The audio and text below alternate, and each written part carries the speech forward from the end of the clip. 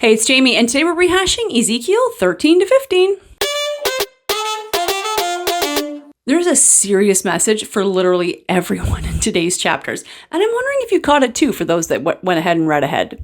Check this out. Okay. Ezekiel starts today's passage with a prophecy against those who preach but do not have or even seek a message from God.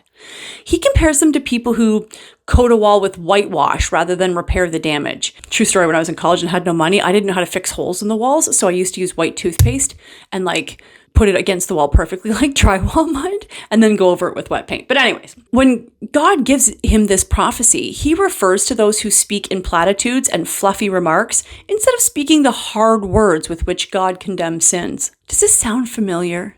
People who are busy telling others that God blesses their sins rather than calling on them to change their ways. Or, we talked about this a couple of days ago, and I think I went a little hard on it, but the whole come as you are and stay as you are churches, no, that's not at all what God wants. Do you see what I'm saying? So people have fluffy remarks and platitudes, speaking in platitudes rather than the hard words, means that they're trying to, in today times, curtail the Bible to match the culture. Do you see what I'm saying?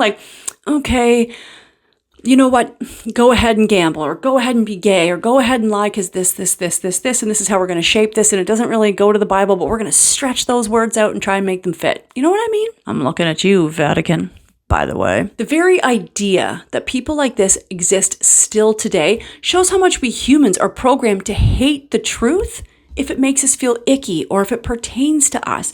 My husband made an offhanded comment in a sermon the other day, and it was about transgenderism. And basically it was, God doesn't make any mistakes, so come talk to me and we'll work this out together if you need help. And everybody at church was kind of looking around the room because there was a transgender person sitting in the room, and he's up there bang, bang, bang. And when I talked to my husband about it, I thought maybe he would feel regretful, but he didn't. He was like, can't help it. That's the word, babe. That's what God says. That's what God wants. He wants me to help counsel these people so that they can turn to Jesus instead of worshiping identity, So I thought about that, and I kind of thought, that was cold, but it wasn't. It was the word. And, sometimes it's not even us that feels icky from the truth. We feel icky from the truth because we have a relative that's going through that. We have an addict relative, or a gambling relative, or a lying relative, or a cheating relative, or a gay relative. You know what I mean? And we get all icky and we don't like the truth. Ew, So we come up with platitudes and fluff.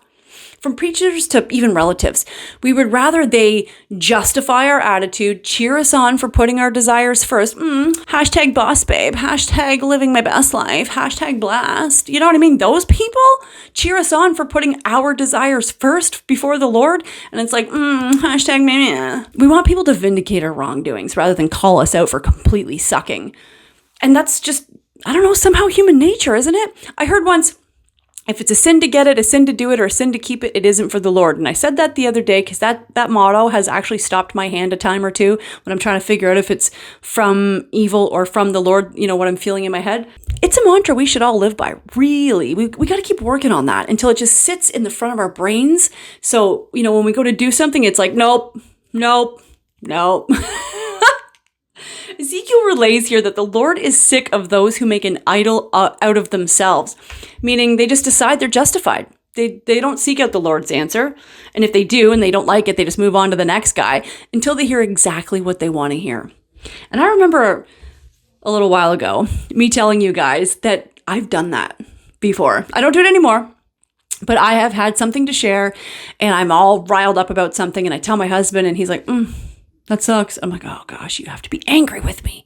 So then I call my friends, and I call them and I cycle through them until one of them is just as mad as me. He's like, yeah, that sucks. I'm like, yeah, it does. Now you're feeling about this situation exactly how I want you to. And that's great. It's not, right? It's not. Have you ever done that? Have you ever asked maybe for advice, and you go from person to person asking for advice even until someone gives you the advice you wanted to hear all along? Right there, babe. Right there, that Lord is saying he's not a fan of that. Something to chew on till tomorrow when we dig in Ezekiel 16, if you want to read ahead. But he is not a fan of you going from person to person to person to get the answer you want, or person to person to person to get the advice you want, when you're only supposed to be going to one person, and he's up there. So, anyways, like I said, tomorrow is Ezekiel 16. I hope you guys all have a blessed day. Please comment, like, and share in order to spread the good word around the YouTube verse. And don't you forget to say your prayers. Oh my gosh, now I'm saying it like this every time. No one knows why. I'm an idiot. Have a great day. This is the Bible in a Year theme song.